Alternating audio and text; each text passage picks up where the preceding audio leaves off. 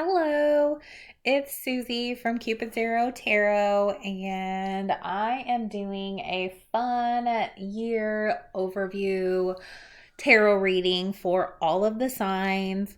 And I've decided to do this fun clock layout, so I'm going to go month by month. And on deck here is Scorpio. So let me zoom in here a little bit. And we'll get started with January. So, Scorpio, in January, you have got the Star card, which is hope, inspiration, guidance, follow your dreams. So, this year is the year to go for it. In February, we have the Seven of Swords, which is covering up the truth, dishonesty, cunning. Something crazy is going on here. Or it could just be you trying to gather up your defenses for a good offense. And then in March, we have the Ten of Swords, which is really a difficult card as well. It's like a difficult ending, a feeling of betrayal. Take the time to recover from the trauma and just remember that the last hour is the darkest hour before dawn. So once you get through this, amazing things are going to start happening. And that's exactly what happens in April with this Knight of Wands. There is something very passionate that you are driven to pursue in April. There's the need to explore, there's fast movement, enthusiasm, and excitement about this. In May, you have an extreme show of strength here, inner strength, fearlessness, a show of conviction. Maybe you're mastering something in your life. So whatever this thing that you pursued passionately in April, you're getting a hold of and a hang of in May. You're just really being brave right now. In June, we have the Two of Swords. And the Two of Swords is a choice card. So you're going to have a decision to make, and just make sure that you take the quiet time that is necessary and that this choice deserves. And follow your instincts to take the next step. And just know that if you refuse to make a choice, that a choice will be made, because by not choosing, you are choosing. As crazy as that sounds, it's very true.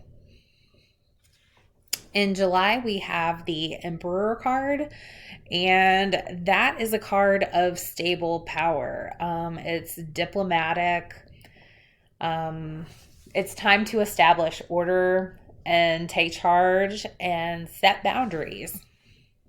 And then in August, we have the Hierophant, and that is a card that is connected to tradition and knowledge. It's also a good time to connect to spiritual and higher powers. So a good time for inner reflection and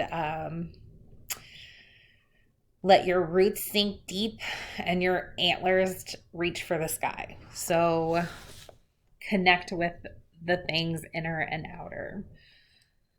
In September, we have the Three of Wands, and it looks like your ship is going to come in September. So whatever you've set out is ready to return. So things that you've invested your time in are going to pay off in September. October, we have the Queen of Cups. And the Queen of Cups is compassionate, nurturing. It's a time to trust your intuition and to lead with your heart. Like, sing your song and don't be afraid of who's listening, and maybe you'll inspire somebody else.